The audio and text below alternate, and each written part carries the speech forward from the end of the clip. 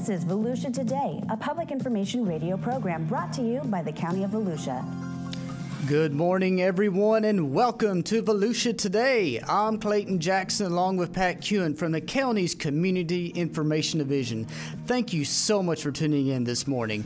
Volusia Today is made possible by our sponsors, the Daytona Beach International Airport, the Ocean Center, Volusia Recycles, and Votran Public Transportation. Good morning, Pat. How are you doing today? I'm doing great, thanks. We had a nice morning in Deltona on Monday when we opened up the new Veterans Services Office in the Deltona Regional Library. And that's going to be a great service for the many veterans who live in Deltona. Now they can just drive right to the library, stop by, and get help with requesting benefits. That's correct. The new Veteran Services Office in the Deltona Regional Library is open Monday, Wednesday, and Fridays from 8 a.m. to 5 p.m. and no appointments necessary. So just get on your way, walk in, and let one of our certified Veteran Services counselors get you the help you need. In addition to the office in Deltona, the Veteran Services also has offices in DeLand, New Smyrna Beach, and Daytona Beach. So our guest on today's show is Dona Butler. Dona is the director of the county's newly formed Recovery and Resiliency Department, which is administering the Transform 386 initiative. Good morning, Dona. Good morning, Clay. How are you? I am wonderful. The sun is shining. It's about 80 degrees right now, but we're probably going to see the temperatures keep skyrocketing out there.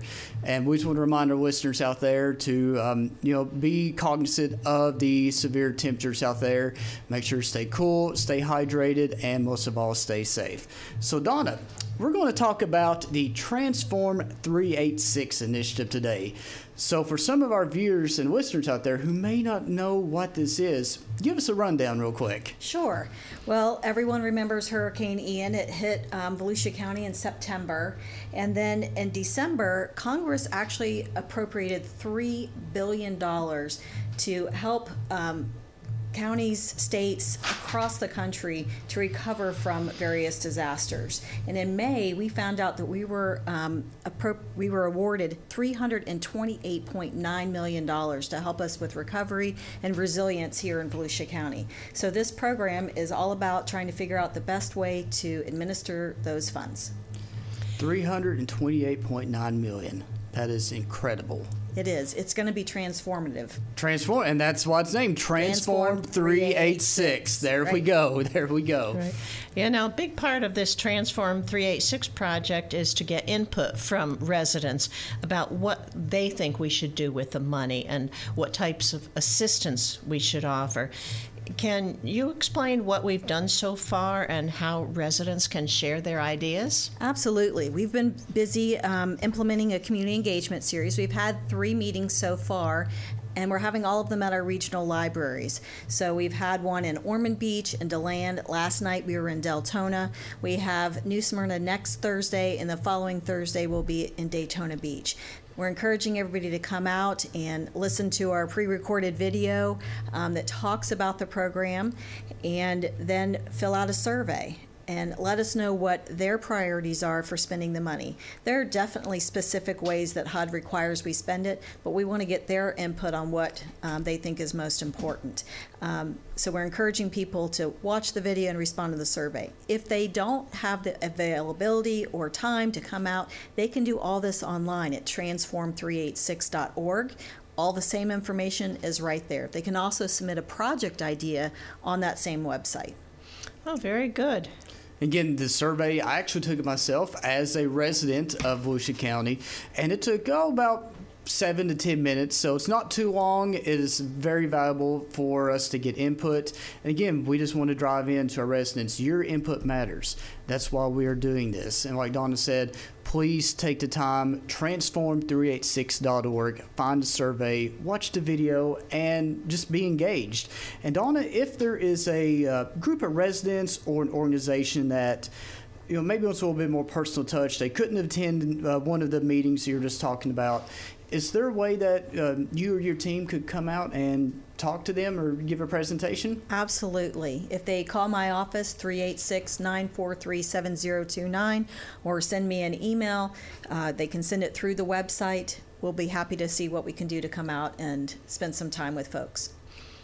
Okay, now I understand that these funds can be used for infrastructure restoration, housing, economic revitalization, and mitigation.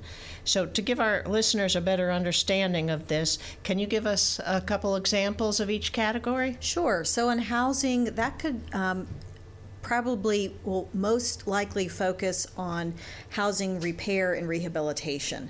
So if someone's house had flood or storm damage, we can come in and help meet the gap of funding. So if they've received FEMA assistance and insurance assistance and still have a gap and they meet qualifications for income, we can come in and potentially help them get their home back up to standards. It can also pay in the housing for new affordable multifamily housing, so we're excited about that opportunity as well. Infrastructure includes reconstruction and repair of damaged public facilities, bridges, water treatment facilities, sewer, and things of that nature. Economic revitalization can include job training. We're hoping to potentially have a youth build program to teach young adults 16 to say 24 some construction skills, because we're going to have so much work in the construction industry needed for this housing repair and reconstruction. We could plug them in and hopefully get them some great paying jobs. Mitigation. These are activities that improve the resiliency of our community. So they're going to be infrastructure type projects, but they don't have to have a direct tie back to the storm. But they would be implemented to make it so that maybe we won't flood as much or have as much damage when we do get another storm. And everybody out there, Donna gave a very quick overview of the different types of examples. But again, please visit the transform386.org website, because there are a plethora, or I can never say that word right. I'll say a variety of other different examples that people can look at and see what would constitute an eligible project. And one of the grant requirements is that the priority must be given to assisting low to moderate income households. As we all know, they're often the groups that struggle the most to recover from disasters. So, Donna, how does your team plan to accomplish this? So I imagine that the largest majority of folks that meet the low to moderate income levels, which are actually on the PowerPoint that's on our website, and there's a chart on there, will need assistance rehabilitating or reconstructing their home. There were a lot of low-income families that had significant home damage. So folks can apply, not yet, but when we get it up and running in a couple of months, they will be able to apply for assistance, and we will do an income verification to see if they meet those income guidelines. And I would imagine that is where we will spend the largest majority of our funds. Wonderful. Now, the community meetings that you're having around the county are going to end soon, and the survey is going to close on August 4th. So when you're done with that, what is your team going to do next? So we've been in the process of creating an action plan, which is a requirement from HUD, and that action plan looks at all of the data. We had to do an unmet needs assessment, and it looks at all the data from FEMA, SBA, information from our cities, nonprofits, on the damage that was received and the things that they think are important for mitigation. And then it also includes the survey results and what we're hearing from the community at these public meetings. So once we get that action plan ready to go, we'll have to translate it and get it ADA'd. We'll post it online for 30 days. And during that 30-day comment period, folks can either email us, they can come to our public hearing, which we'll announce the date of. It'll be at the County Council chambers. People can watch it online because we'll live stream it. And they can provide comments or questions to us, and we'll respond to those. And then once that's done, we'll take that to the County Council for their review and approval. And from there, it'll go to HUD for their final approval. Great. Now, are you getting a good turnout at the meetings, and are you getting a lot of survey responses? We are. The last I checked, we had 350 survey responses, so I was excited about that, and we had a lot more last night. We had almost Well, we had 32 last night and 41 in Ormond, so we're getting a good turnout. We're pleased, and we're having great conversations with the people that are coming. So that's really important and I think valid for moving forward. Well, nice. So just remind our audience that, was it August 4th? Is that when the unmet needs survey closes online? Yes. So our last public engagement meeting is on August 3rd, and then the 4th will be the last day that we'll take surveys. Great. So just kind of run down real quick to make sure I understand everything right, because I'm not the expert in this program. But right now there's community engagement meetings going on, and there's the unmet needs survey. And once that closes, your team is going to draft an action plan. And then once the action plan has been drafted, it will be posted and published for a period of 30 days for residents to provide their input and feedback regarding the plan. Correct. So, all right, so everybody's on the same page at this point. So then after the comments are received, it will then be put on a county council agenda for their review and approval.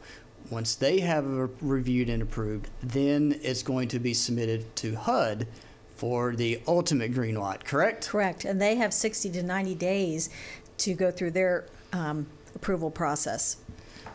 All right, well, good. So now we have a good timeline for our listeners to understand how the process works. So with that, we're going to take a quick commercial break, and when we come back, we will continue our discussion on Transform 386. Thank you. Subscribe to the Volusia County YouTube channel. And hit the bell icon to know what's happening in your hometown. There are so many great places to explore. And things to learn. With over 1,000 videos available right now, the channel offers something for everyone. Let's go! Did you know we have countless features showcasing history, nature, wildlife, and recreation? Subscribe and hit the bell icon. Or that we live stream important county meetings and workshops where leaders make decisions that can impact our everyday lives. Did you subscribe yet? Or that we record our weekly radio show, Volusia Today, where we interview staff from the different divisions and departments across our great county, and they discuss the nitty-gritty of their field and expertise. Go ahead, subscribe. But that's not it. There's more. Subscribe and hit the bell icon and fully explore. Score! We're back. I'm Pat Kewen, along with Clayton Jackson, and you're listening to Volusia Today. This is a public information program brought to you by the County of Volusia. So let's continue our discussion with Dona Butler regarding the new Transform 386 initiative. So Donna, once everybody has approved the action plan and we've received the funds, how will residents and businesses be notified that they can apply for the funding? Well, we're going to do everything we can to notify folks. We'll do it on our website. We'll do it in social media. We'll ask local governments, chambers, everyone that we can think of, local churches, to get the word out that the funds are available. And Pat, that's probably where you and I are going to come in on the community information side.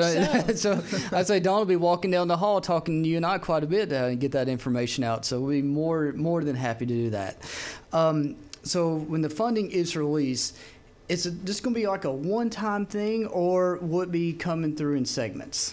Well, it'll probably be segments, but how that is going to be rolled out hasn't been decided yet. We will probably have a window of anywhere from 3 to 6 months for homeowners to apply for assistance. We'll go out into the community, make sure that they have access to apply online. If they don't have technology, we'll take that technology to them. We'll make sure that they have accessibility in the libraries to potentially go and apply. And then for local governments and nonprofits, that will be rolled out separately, and that'll be an application process. Again, not sure exactly the timing and if there'll be multiple pots rolled out, but that's the general plan. Okay. Great. Now, once we start spending this money and distributing it to the approved applicants, how can people follow the progress and see which projects are going on in the county? That's a great question. one of my goals is to be very transparent with this money. When you've got this much money, there's going to be a lot of eyes watching to make sure we do everything to be as efficient and effective as possible. So we hope to regularly update our website with information using dashboards. And dashboards can say, here's a project, here's the progress of that project, here's how many homeowners we've assisted, here's new affordable housing that we've built. So we plan to update that regularly. If folks will come online and register so that they can receive updates, every time that website is updated, they'll receive a notification that it's been updated. And then we'll also push information out through Volusia County's Facebook page, Instagram, other ways. But we want to make sure that we're really tracking that and sharing it with the community so they feel confident that we're spending the money in the best way possible. And we have to give kudos to our information technology department, because when you say dashboards, I know ECHO has a fabulous dashboard. They do. And with affordable housing, they created that for us as well. Yes. So, like, if you have any inclination of how the dashboard may look, go to thevolusia.org, check out the ECHO dashboard in affordable housing, and we're probably going to mimic something very similar to those dashboards for this project. Absolutely. All right, so Donna, I want you to reach in your bag, and I want you to bring out your crystal ball. So let's take a look 10 years down the road. What impact do you think Transform 386 will have had on our community? We are really hopeful that we will not only have restored a lot of affordable housing, but created new multifamily affordable housing. We also want to make sure that we've improved our infrastructure to mitigate against future storms. Going hand in hand, if you're not fixing the flooding issues and the other issues, it doesn't matter if you've rehabilitated a home if it's going to flood again. So it really has to go hand in hand. We called it the Transform 386 because we really feel like it's going to be transformational for our community, and that's really exciting. I can't wait to see all of the progress. Now, you launched the Affordable Housing Initiative about a year ago, and with great success. I'm wondering how Transform 386 will work with the Affordable Housing Initiative. It really goes hand in hand. It's kind of exciting. The top two priorities in the Affordable Housing Initiative were maintaining the affordable housing stock that we already have, not letting it fall apart and, not be accessible to folks that need it, but also to increase the stock of multifamily housing. And so these funds can really help us keep our affordable housing stock that we have by restoring them, rehabilitating them, but also creating new multifamily housing. We'll be able to match or augment the funds that already come from the state and federal government for those two programs with these funds. So we should be able to maximize the impact in our community. It's really quite exciting. That's great. I know there's a lot of people out there hurting, and it's not just a local problem. There's an affordable housing crisis across the nation. There really is. All right, so Donna, before we go to another commercial break, this is your chance to tell the listeners anything you want to about the Transform 386 initiative. This is your opportunity to speak off the cuff. Well, it's like I've said multiple times, I'm very excited about it. It's an opportunity to truly transform our community, but it's really a partnership with our residents. We need to know what you think is important. We've already heard how important affordable housing is. We've heard about infrastructure, but we really want your input. If you have specific project ideas, we'd love to hear about them. This is our opportunity to work together with our cities, with our residents, nonprofits, and truly make a difference in our community. This is the first time we've got a direct allocation from HUD. We've previously only received these types of funds for disaster recovery through the state of Florida. So we really get the opportunity to set the stage for what we think is here in our community. So again, just to wrap up everything to our listeners and viewers out there, please get engaged. I'm doing air quotes if you can't see me on the radio, but please get engaged. If you're not able to attend a meeting, but your group, your organization would like more information, please don't hesitate to contact Donna and her team. They'd be more than happy to come out there. And we can't stress the importance enough. Please go online and take the Unmet Needs Survey.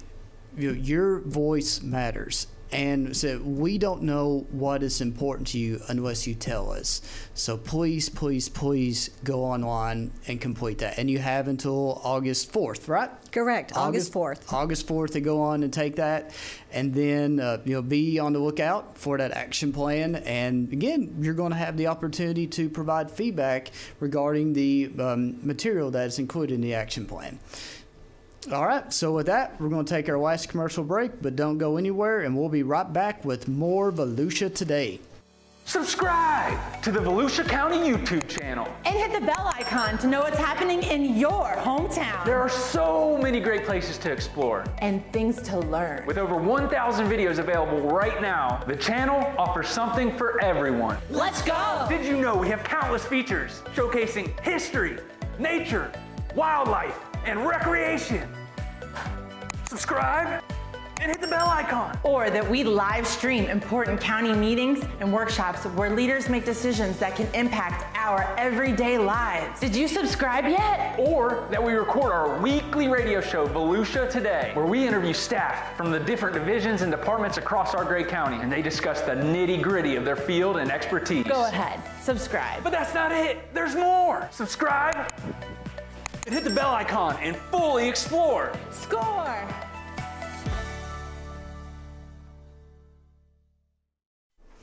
We're back. I'm Clayton Jackson with Volusia Today. So, Donna, you've served many roles throughout your career with Volusia County government. And almost every position you've had, it's been associated in some way, shape, or form with helping people. What is it that drives your passion to help our residents? Well, my mother always used to say to me, there but for the grace of God go I. And that was kind of beaten into my head as I grew up, and that's driven my work. I began in the county manager's office as an intern and have had an amazing opportunity to learn about the way to serve in our community through government. I believe in good government, and I believe that we don't have good in government unless our citizens are involved.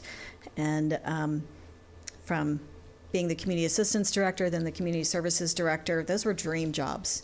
They gave me the opportunity to be paid to make a difference in our community in a way that many people don't get the chance to do. And I've been able to see incredible impact in our community, and it's been so rewarding and so exciting. So this expands on that. We get to help the people that need it the most in our community with these funds, and then also leave a legacy of resiliency that can help protect future generations from quite as much devastation as we just faced between Hurricanes Ian and Nicole. So it's very exciting. I can't imagine a better place to wind up my years of service with county government. I want to throw a date out to you and see if it means anything to you. September 2016, does that ring a bell to you at all? Is that when you started in county government? That is right. Ding, ding, ding. Donna is actually a huge part of where I am at today. In 2016, I came down for an interview for the human services manager position.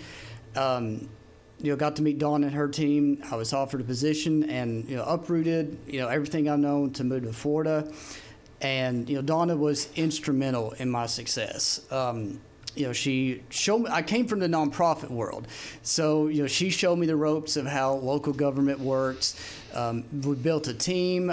We were always able to collaborate, work on ideas. Again, human services, for y'all don't know out there, we're a small, actually a pretty good activity in the county government that helps low-income residents with utility bills, rent, mortgage, indigent cremation, dental assistance, and so forth. And again, Dawn and I, we both share that passion for helping those who are underserved, who need that, not a handout, but a hand up.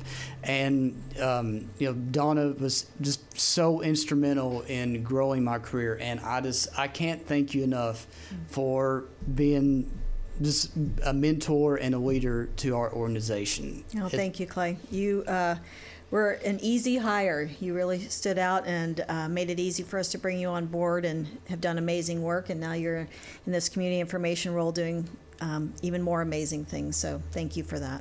Well, I appreciate that. So, kind of talk about, go along the theme with helping our community. You just want to make sure that, everybody understands that the summer food program is still going on out there. And it's for your children, they are looking for a free breakfast and or lunch. There's sites, I think the last I heard there's still about 60 sites going through the county. Some of those sites, I think they do close down at the end of July, but always go to, you can find information on volusia.org//summer food, or you could easily find us, put in your address at summerbreakspot.org. It'll take you to a spot, and it'll give you the serving times, hours, and so forth. And Pat, what do you have going on? Well, I want to bring up the heat. The heat? Yes. It's awful hot out there. And if anybody's overheated and your air conditioner isn't moving, go to the library.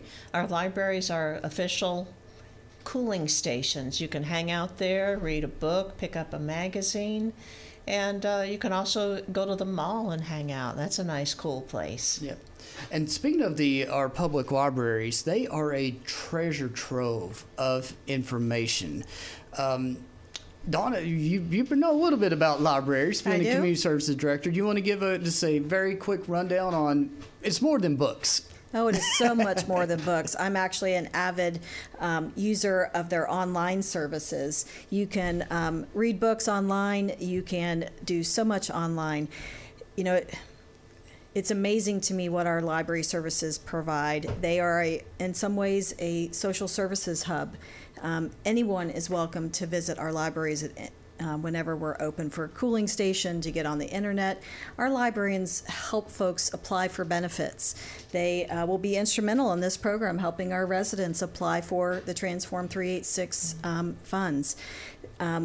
I love our library staff. They're creative. They provide incredible children's programming. They have partnered now for the second year in a row to provide a reading program through our summer recreation programs through Parks, Recreation, and Culture. So they're wonderful. And the Community Assistance Division and the Library Services Division actually are collaborating on the social worker in the libraries program, which started, about a year ago?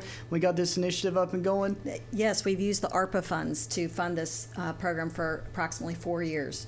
So the Community Assistance Division, they have caseworkers that travel among the different branches, and people can go in, schedule an appointment, and they can talk to a social worker to help them get identify potential resources. And with that, we want to thank our guest, Dona Butler, for being on today, and everyone have a wonderful weekend in Volusia County. Thank you for having me.